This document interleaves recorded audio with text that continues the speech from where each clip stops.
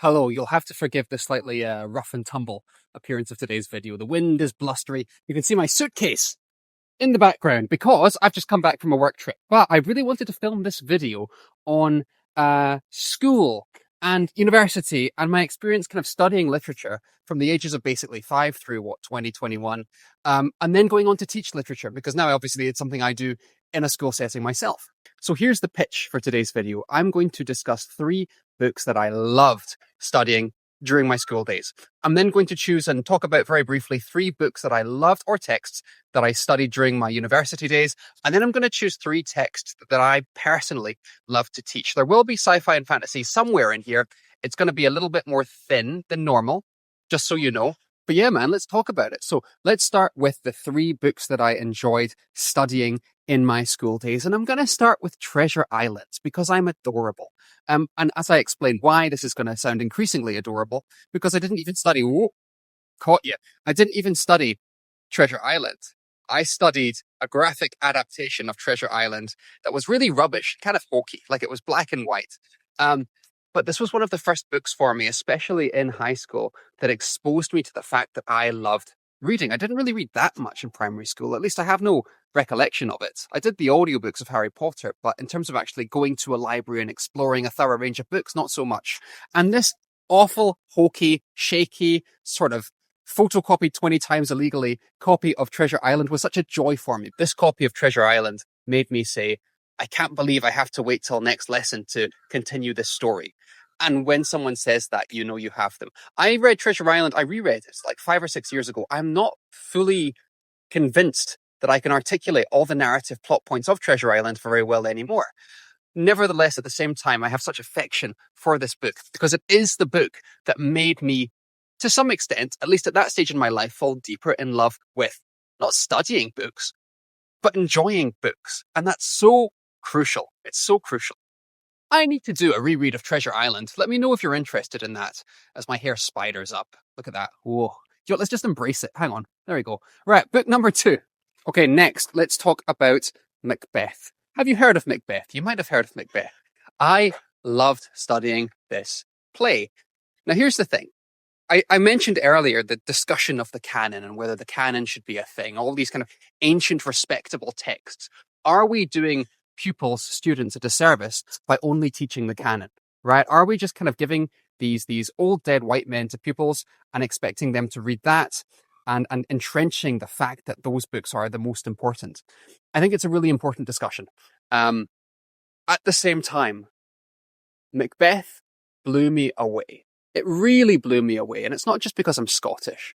The reason Macbeth blew me away is it was the first time I think I ever encountered an anti-hero. I mean, the tragic, flawed character. The character who, let's face it, by the end is pretty despicable. And at the same time, I still felt so deeply for him and I rooted for him so much. Can I spoil Macbeth? It's 400 years old. I'm going to spoil it, right? If you haven't read Macbeth hears this prophecy that he is going to be the next king of Scotland. He says, what the flip? That's a direct quote. There's already a king of Scotland, but because he's so ambitious, the hearing of this prophecy, the utterance of this prophecy, is what encourages him to kill the king, ascend to the throne, and live this life of darkness. And I continued to resonate with Macbeth. I don't know if what that says about me, but I supported him all the way to the bitter end. You know, at the end of Macbeth, there is this sense in which he is utterly foul, which is a good word to use in the context of Macbeth, given the opening lines, but there is an extent to which you recognize this man is wrecked. He is unsalvageable. He is horrendous. And nevertheless, I still kind of wanted Macbeth to win. And when Macbeth dies at the end, I felt a real sense of trauma and sadness and catharsis all at once, because this dude, I feel for him. I think Macbeth is really good at charting someone's downfall. And nevertheless, at least from my perspective, from my reading, never quite letting go of that character at the same time. And that's why I think stories like Breaking Bad are so marvelous. If you can have a character descend into hell morally and still enjoy them, that is a very well told story. And the first time I encountered Macbeth, that's what that story was to me. But I want to keep this video kind of short. So we're going to move on to book number 3, which is not a book, it's a series of poems. Please stay. I want to talk about the poems of Sylvia Plath. Plath was a very I'm trying to think of a good word for it. I don't think words fit. Turbulent human being. But I have so much weirdly joyful memories of studying Sylvia Plath, because Sylvia Plath is pretty bleak as poets go. Maybe it's weird to say that I enjoyed Sylvia Plath, because a lot of her content is really brutal and dark and bleak and kind of nihilistic. Let me run through a few poems for you that I really enjoy. She has this poem called Blackberrying, where the persona walks through a labyrinthine path filled with blackberries in the hopes of getting to the sea. And then when she gets to the sea, the place that she thinks she will finally have this moment of kind of positivity or warmth, the sea is grey and listless and lifeless. And that kind of just emphasizes to the reader Plath's own sort of bleak internal mindset. She has this poem called Morning Song. What morning song? It's morning song, but obviously it makes you think of that word mourning and lamentation, which is about the birth of her child and looking after a baby. She has a poem about her father, where she compares her father to a Nazi concentration camp commander. She's pretty dark, and she quite enjoys in her poetry being in that darkness. Maybe that's the wrong way to put it, because she was a legitimately very troubled woman, but she was also just so brilliant. She's so brilliant. And I love her poetry, especially at the end of her life. She wrote basically a poem a day, is my understanding, leading up to the day she took her own life. And these poems are marvelous and explosive and really harrowing to read. I'm really struggling as I speak to you to articulate the fact that these poems are so dark and nevertheless are so exuberant in feeling. Maybe that's the way of putting it, or very conscious when they're not feeling something. You know, to me, before reading Sylvia Plath, poetry was almost like mathematical calculation to me, right? You get the stanza, you break the lines down, and you work out what each line is trying to say. You work out, okay, that word means this, that connotes this technique is used, therefore, poem equals X. And Sylvia Plath looked me in the eyes and went, GTFO, because... And then Sylvia Plath looked at me with her poetry and went, get that out of there, because that's not what poetry necessarily is. Poetry can be explosions of feeling on the page, and that's enough. Poetry can be just this cacophony, catastrophe of feeling, and the communication of that feeling, even when you don't understand every single word, if you can impart that upon the reader, or if that poem helps you legitimize and understand a part of yourself, that is enough in poetry. And so I was just hugely grateful to Sylvia Plath for giving me that realization. Okay, for the university ones, we're going to keep it brief, because I don't think anyone wants me to get too granular on the ways in which I study these texts. I also have a nice boat behind me, which is always a plus, isn't it?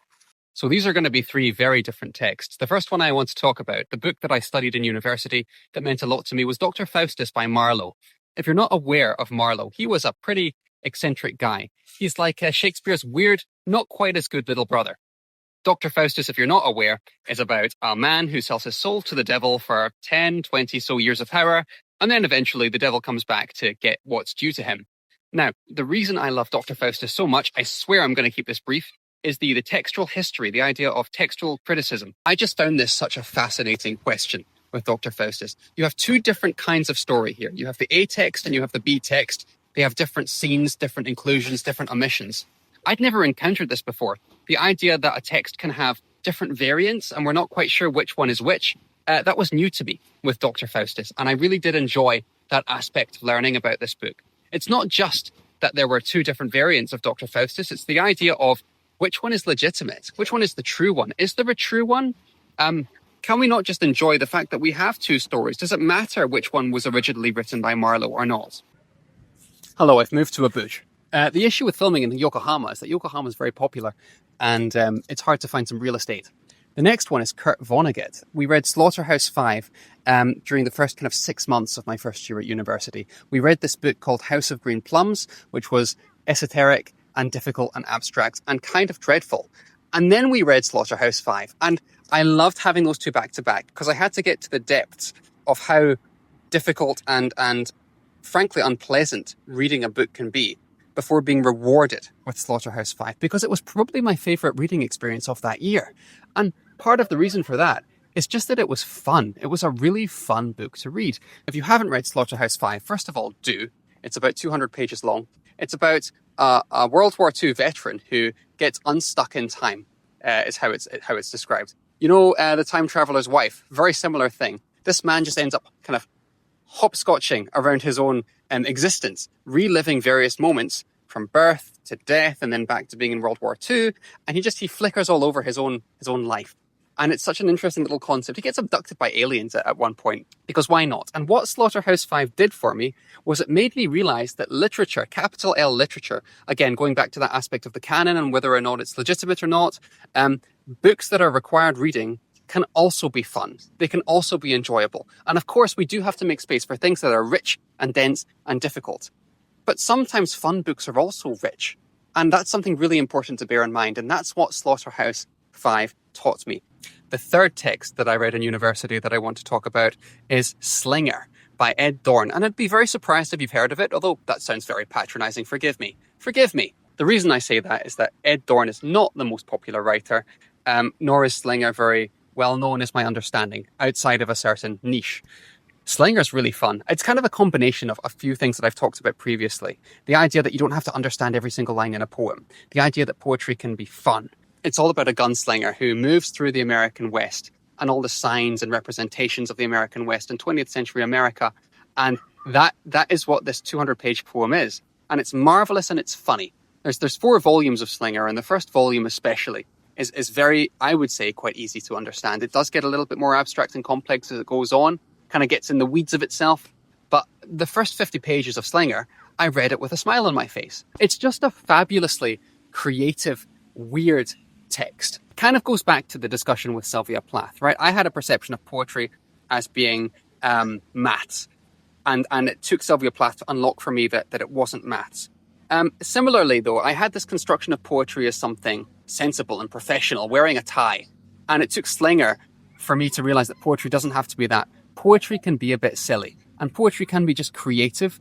The important thing is that poetry still has that creative spark. It still has that kind of shininess to it that makes it engaging and fun. And whether that engagement comes from solving it like a puzzle, or whether it comes from feeling that really deep-seated emotion, or whether the response from the reader comes from the poem itself just being flippin' weird, man, that is enough. And so what Ed Dorn did for me is a continuation of what Sylvia Plath did for me, which is continuing to unlock the layers of what poetry can be and how, frankly, zany and madcap it can be when it wants to. This feels kind of the most sensitive one, right? Because everything I was taught, I basically didn't get to choose.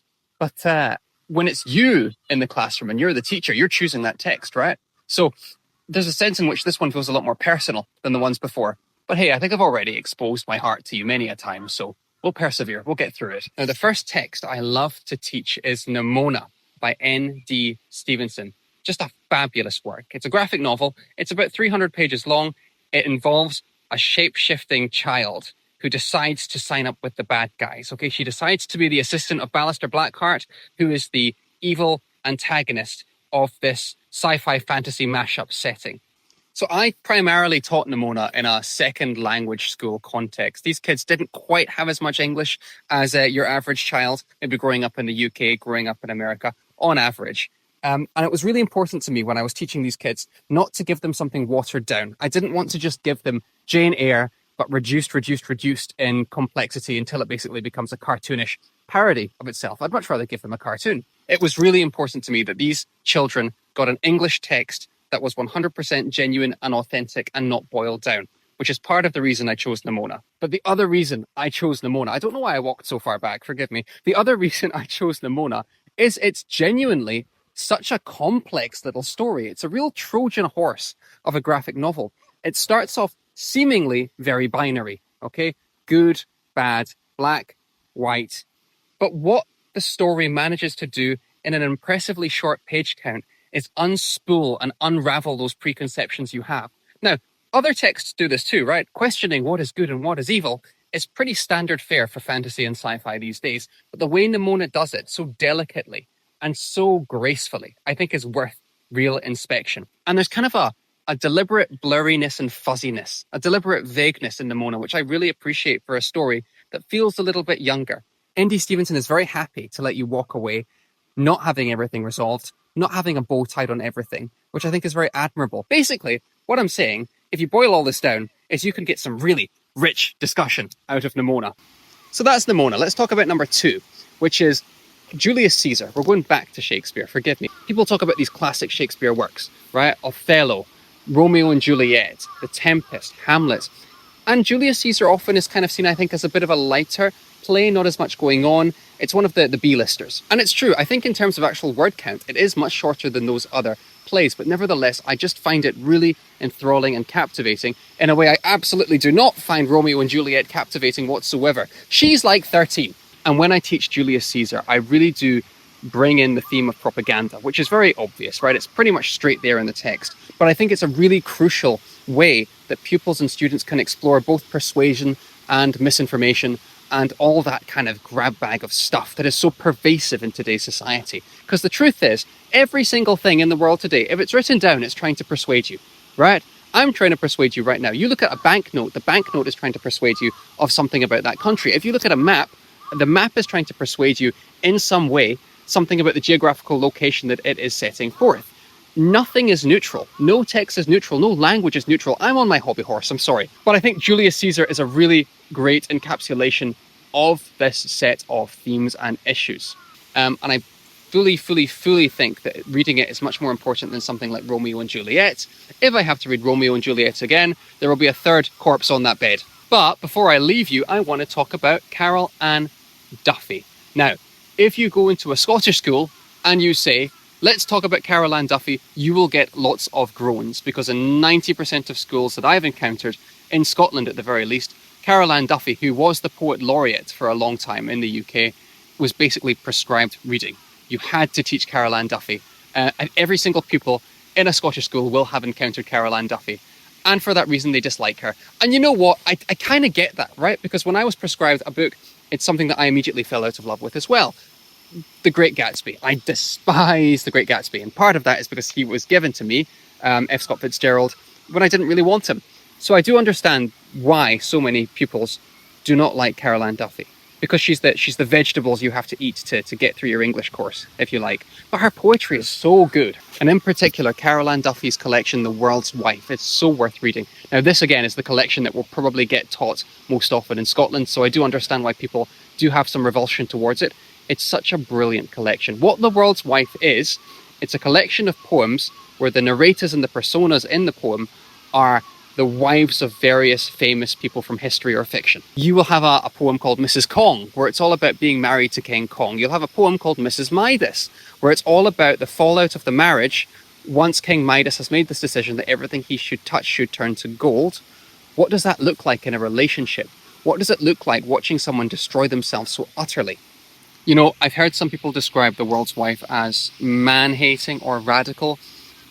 Doesn't really read like that to me whatsoever. I think it's a really brilliant collection of stories that allow us to see so many of these kind of pop culture touchstones in a new light. I read The World's Wife for the first time, as I say, about 10 years ago, and I haven't read all of those poems since, but I reckon I could probably list all of those poems right now for you at the same time, because they are magical. And they deserve to be more than just taught for an essay, but I think they very much so do deserve to be taught at the same time.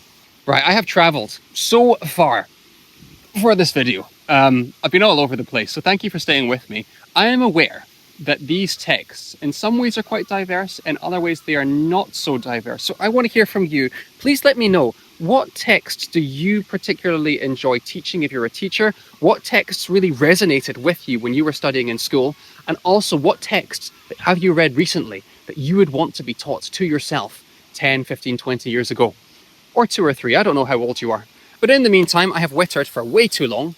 Thank you very much for listening to me, and I'll see you on the next video. Goodbye.